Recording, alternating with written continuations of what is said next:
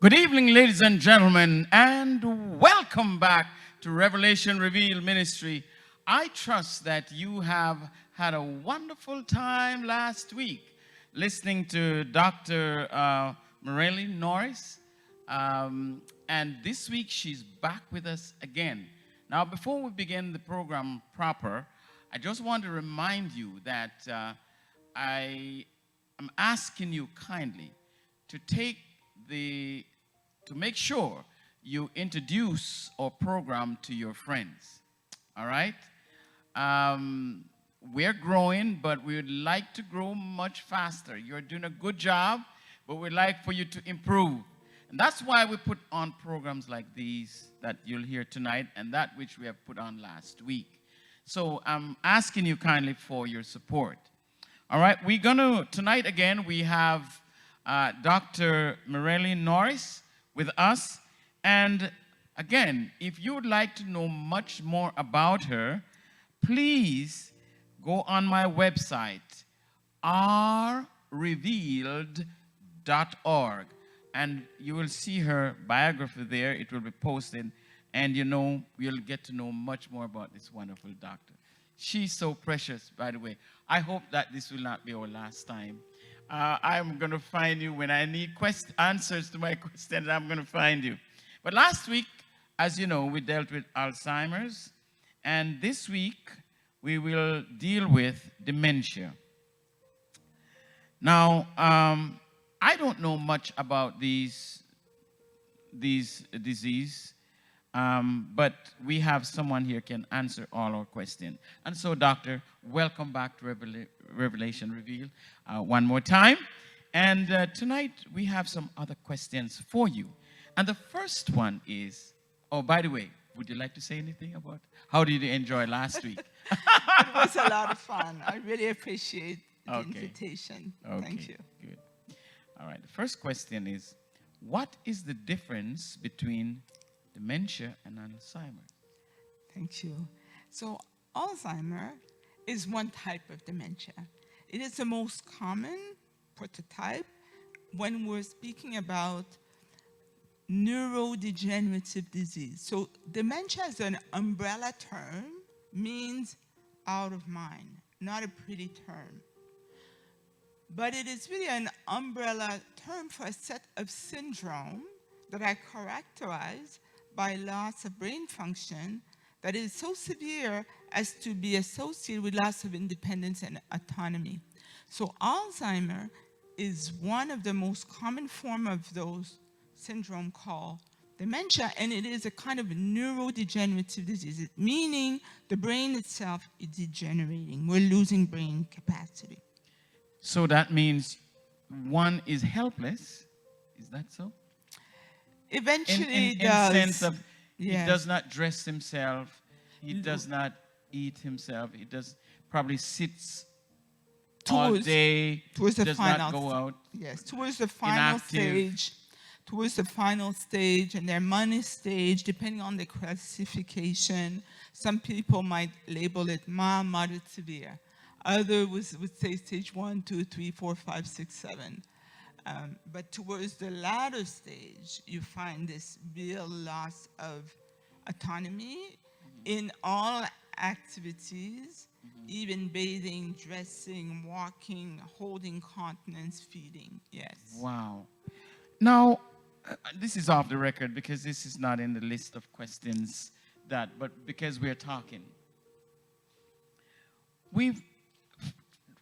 For me, these diseases, they are more prominent today than before. Is that so? Yes, thank you for raising that. And we would say that part of it is that we have an aging population. Yeah. And so with the advance of nutrition, hygiene, medicine, we are now having an aging population where the average age of a Canadian man is 81 years old, woman is 84 years old, and this disease is associated with aging. So as we have an aging population, we're having an increased presence of this dementia syndrome. Right. Correct. In my book, my only book, I deal with the different generations. And the duration that's taken over is about 40 to 45 years old. And and so their parents are probably 70, 75.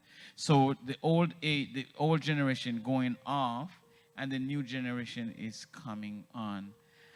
But this new generation is inheriting what we have left behind, isn't it so? That's correct. That's correct. So, with the blessing of long life, we find the increased prevalence of degenerative disease, such as dementia. We say 8% for above 65, 1 in 3 above 80, almost 1 in 2 in people above 90. So, but then, with the 21st century technology and science advancement, couldn't we combat this a little bit better? Not you. But researchers and scientists. It seems very likely that we're not as good as we think we should. Well, but we're making progress. So there is some data showing some improvement even in the area of dementia, because we have discovered many risk factors that are modifiable. So if you have less head injury, you'll have less dementia. Okay. Right? Okay. If we cut alcohol, tobacco, if we control blood pressure, control diabetes, cholesterol, manage depression, manage stress, manage sleep apnea, manage hearing loss, all of these interventions we know, there's evidence, have resulted in benefit to the brain and decreased prevalence of dementia. So, in our local conversation, not in your group, we talk about an aspirin per day. Is that a good thing? Thank you for bringing that. So, baby aspirin. Baby aspirin, yes. So its benefit is in preventing blood clots. Right. Blood clots in the heart, in the brain, in the legs. If someone never had a stroke, and therefore there is no damage yet done to the brain, and this person now is in advanced age, there's a risk in taking the baby aspirin that by interfering with the blood clotting ability of the body, you can increase the risk of bleeding to the brain, of bleeding in the stomach, and anemia. So the practice of the baby aspirin has been abandoned. Oh, okay. But if someone had a stroke, had a heart attack, had an amputation or evidence of poor blood flow to their legs, those people benefit from taking a baby aspirin. Reoccurring. Yes. Okay. All right. So we wish we could have you all day. Okay. What are the first signs of dementia? Yes. The word is dementia, right? It's dementia. Okay. And we said it's an umbrella term, and there's many causes. So if we were to think about it a bit like a dresser with multiple drawers and multiple categories of dementia, one lump would be the neurodegenerative dementia. That's Alzheimer, it's frontotemporal dementia, like what's happening to Bruce Willis, it's Parkinson's disease-related dementia. This is neurodegeneration. This is dementia in the context of loss of brain cells. Then you can lose function because you've had strokes, bleeding in the brain, blood clots in the brain. It can also happen if there's infection, HIV, herpes simplex, encephalitis. All of those things. It can happen if there's cancer, glioblastoma multiforme, lymphoma, anything that invades the brain. Right. So as to short-circuit brain function and result in loss of memory, loss of language, loss of function would be a dementia. And now it's a matter of knowing what is the category so as to better target the treatment, but also know what is the prognosis, what to expect. Some dementias are rapidly progressive. In 6 weeks, you're dead. Creutzfeldt-Jakob disease, mad cow disease. Mad cow, yes. Right? And there are others that are slow, progressive, like Alzheimer, like frontotemporal dementia. Let me just quickly, this is off the record too. It's a little joke. I have my friend, I spoke to her even yesterday, and she gave me this joke that sometimes she's so forgetful, just forget things. Like she said, she would be upstairs, and she wants to go to put her shoes on downstairs. So in order to remember what she's going to do, she sing a song. I'm going to put on my shoes. I'm going to put on my shoes. She left upstairs, and I never forgot that. I'm sure she'll be listening to this program again. And she said, by the time you go down there singing the song, I said, what did I come for again? No, tell me something. If I'm experiencing, that was just a joke, right? Yes. But if I'm experiencing that, is that an early stage of dementia? So thank you. So there's many things that you said here. First of all, music and singing has a way of activating the brain and helps the brain function better. So in the context of using music, you can use music to help the brain. Okay. Now, what she's describing is called subjective memory complaint. She is communicating that she's having that personal experience and that her memory is failing her. We call that subjective memory complaint. And it is associated, meaning it doesn't mean you're going to get dementia, but there is a risk. So when people have those symptoms, it can be valuable to actually have a formal assessment and see if there's anything that could be reversible. Control the blood pressure, address the hearing, if there's sleep apnea, if the diabetes is starting, not diagnosed. Any medical intervention or tweaking to help delay or reverse. Like just in general life, my friends would say, and even I have that problem sometimes. I would see somebody, I know the person, but I can't remember that name. I know. Yes. And then how would you address, how are you? So you bring something very interesting. As we get older, it is a fact that we have to be more intentional, pay more attention, slow down, to make sure that we basically encode the new information. So sometimes what I'll do is say, oh yes, your name is Catherine. Catherine, like my sister. So there are tricks you can use, create association. Yes, well, so I have done a lot of that. You're correct. I hope you're listening. You will able to survive. Yes. Okay, now let's move on.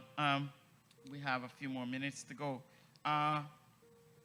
How is dementia diagnosed? Very good. So everything is in the history. Now, the challenge is the art of taking the history, and from who are you taking the history? So as we said, that one of the symptoms in dementia is the person who's experiencing the memory loss may not fully appreciate the extent of their incapacity, and that is part of the condition. So when we're taking the history, we want the history of the individual and of reliable informant, a family member or a doctor or a nurse, someone who knows the person, to have the full history. And in the history, we want to be able to document loss of memory, loss of language, loss of praxis, loss of recognition. And it has to be significant enough to affect the person's ability to function. And we have to eliminate other conditions that can mimic the same, such as mental illness, depression, psychosis, or drugs that can negatively impact brain thinking. So you couldn't say a blood test would show that up? No, thank you. So there are now attempts to identify who will evolve to have a dementia before it's fully established. And this is not done so much through blood work as it is done to looking for markers of amyloid, this abnormal protein, see if it can be found in the cerebrospinal fluid. So in those trials that are done with these new molecules called monoclonal antibodies, the neurologist will actually take a sample of the fluid that surrounds the brain. It's called the cerebrospinal fluid. And they can do that through a tap in the spinal cord. And they are looking for this protein called amyloid. To answer your question, it's not so much in the blood that they're looking for this protein as the cerebrospinal fluid. And they want to have that to try to diagnose who's going to get a dementia before it's fully established, to use molecules such as monoclonal antibodies to help prevent the development of the disease. Okay. Okay? So imaging, such as MRIs, PET scans are done to eliminate other causes of dementia, like stroke and tumors, and to identify if there's a typical pattern of brain shrinkage that we see with Alzheimer's. All right.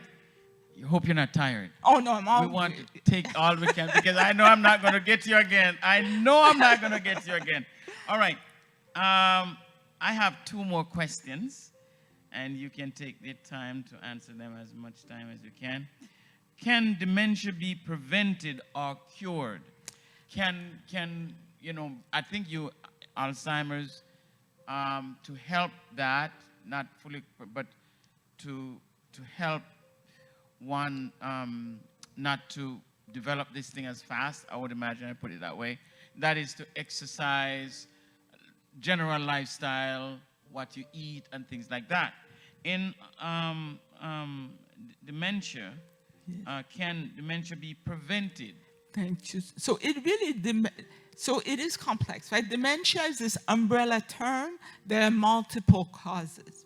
Now, within the multiple causes, there are types of dementia that respond to different treatments. So if you have dementia in the context of HIV and AIDS, those retroviral drugs that are given for AIDS, by taking those drugs, you can decrease the dementia associated with AIDS.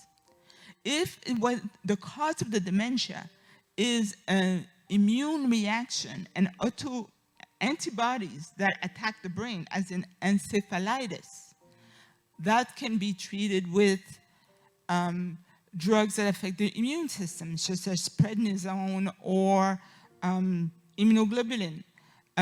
If it's in the context of a stroke, it's not going to be cured, but we have a lot of treatment that can be given to prevent other stroke and to help stroke recovery. So it depends on the type of dementia, whether it can be reversed or slowed down. But for the most part, most of the time, it is not reversible. What we call reversible dementia is usually less than 4% of dementia, and it's usually in the context of infection, or if there is adverse drugs that have resulted in a person losing their autonomy, or if there's what we call endocrine disease, like the thyroid is not functioning, or the parathyroid gland are not functioning, and now the brain is being affected because calcium is elevated. That's the exception. Well, you have opened my eyes and my understanding today in a great way. I didn't know that AIDS and all those type of... What about COVID? So that is really something that we discovered during the pandemic. So something that was discovered during the pandemic before there were vaccines was that this virus, COVID, triggered an inflammatory reaction. What is the inflammatory reaction? It's the body's attempt to defend itself against an invader. Here it was the virus. For most people, when the body attacked the virus, it resulted in inflammation in the lung. But for some people, the inflammation also occurred in the brain. And there are some people with COVID that developed an inflammation in the brain that was documented on MRI, and that's been associated with the loss of smell, the loss of taste. Some people have reported with COVID, and they were left with some difficulty with memory. They would call it brain fog. Yes. Amazing. I'm so grateful for this. I'm so grateful for it because I wasn't aware of those things. I thought it was a kind of a gene or a condition developed in the body, but I didn't know like those diseases that could have bring on such, And it's to remember that the brain is in the body, right? I think that in the European model of medicine, the body has been compartmentalized as opposed to taking the holistic approach, which includes spirituality in the impact on the brain and on brain health. Well, you touched something that I was going to ask you. Being a deep spiritual person, would any of these, by virtue of being, say, a Christian, let's say, perhaps somebody may say a Muslim or a Hindu or something, having been deep spiritual, Yes. Would that be of some help Definitely. to ward off these diseases? Because I learned that people who have deep spiritual experiences their body function even much better because of that relaxed mode that the body is thrown into. Help me to understand. Yes. So here we're tapping into something very complex. But, the brain is a complex organ. I tell it's like the U.S. economy. It's trillions of brain cells. Mm-hmm. So there's great potential for repair and for renewal of the brain. We are, as human beings, we're made for connection, and our ability to connect is associated with survival. And there is a lot of literature that supports the value of spirituality in its association with longevity. Now, and recovery from disease. Now, when we're talking about dementia, and we're talking about brain function, we know that in terms of improving memory, we have to first pay attention. We have to be able to focus, to channel. My mother is deeply spiritual. I praise regularly, and she will say, the parallel between prayer and meditation and being really focused and being really present, and that actually has an impact on the brain. It does. Yes. Well, I'm not a doctor like you, but just being relaxed. Mm-hmm. And when you pray, you relax. Because yes, you bring your stress hormone way it brings down. Yes. Exactly. And it's a way of saying, look, my burden is given to a higher power, so I'm free. And that allows the body to function even much better. And there are studies that have looked at meditation, mm-hmm. the ability of bringing down the stress and flight and run, mm-hmm. Reaction down, mm-hmm. and how that brings those stress hormone, cortisol, epinephrine, norepinephrine down. Mm-hmm. And by doing that, you can slow down the heart rate, slow down the blood pressure, and I can tell you as a doctor, the corollary then is the impact on the cardiovascular system, mm-hmm. the heart, the brain. The question is, keeping the discipline of the spiritual practice, of the meditative practice, with everything else that goes with it. Nutrition, managing sleep, lifestyle. Stress, yes. Mm-hmm. Mm-hmm. All right. I think I have one more question. And I think I've asked you that in Alzheimer's, when we were doing Alzheimer's last week. What should a caregiver framework look like? Thank you. I really encourage caregiver to tap into the network. Mm-hmm. The Alzheimer's Society offers support for caregivers, and we are in a very diverse society in Toronto, such that it's possible to tap into caregiver groups that are more aligned with your cultural values, be it linguistic, be it ethnic, be they religious. So being connected to the network is important, but also familiarize yourself with the disease so as to understand and recognize in your loved one what's going on, and to be able to deal with and be able to be supportive as opposed to accusatory or putting pressure on someone who's losing their ability and is actually not able to do what it is that we're demanding of them, so that you can be preemptive in terms of anticipating what are the needs. I tell people, keep a diary, document what is going on, so that when you come to see me as the doctor, I've got some data to work with and to guide you, right? Yes. I tell you, I wish we could continue our conversation. Unfortunately, we have to stop. Am I going to see you again? We, we are on my program at least. And I'm going to ask you to please tune in to Revelation Revealing Ministry. I hope you'll watch yourself at some point, at least. I know you're so busy. It took me 1 year before I could even get this hour from you. And I'm so grateful for your presentation and for your contribution to my program. I guess you heard about our program too and what we do. We not only preach, but we give lectures. We have professionals like yourself. We have concerts on there. Different things, and it's growing, and I'm very grateful that you have come to share with us today. And doctor, before you go, my wife sent a little, she said she couldn't come, but she sent a little bag for you. And you know, great things come in small package, right? Oh. There's a book inside there, and it's on Bible answers, question and answers. Maybe you, at some point after you done a lot of lectures at University of Toronto and wherever, and you'd like to get on something different. And there may be questions you want to. And also, inside there is my latest album, Touch of Classic. All right? So please, would you listen to me? I will. Thank you so much. Thank you for the You're invitation. So kind. Thank you Thank so you, much. thank you.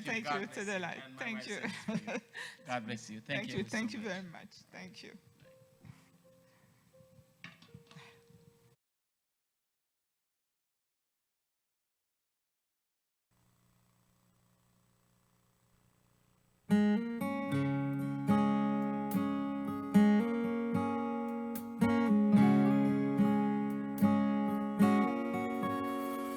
I stood in the courtroom, the judge turned my way. It looks like you're guilty. Now what do you say? I spoke up, Your Honor. I have no defense, but that's when mercy walked in. Mercy walked in and pleaded my case, called to the stand God's saving grace. The blood was presented that covered my sin, forgiven when mercy walked in.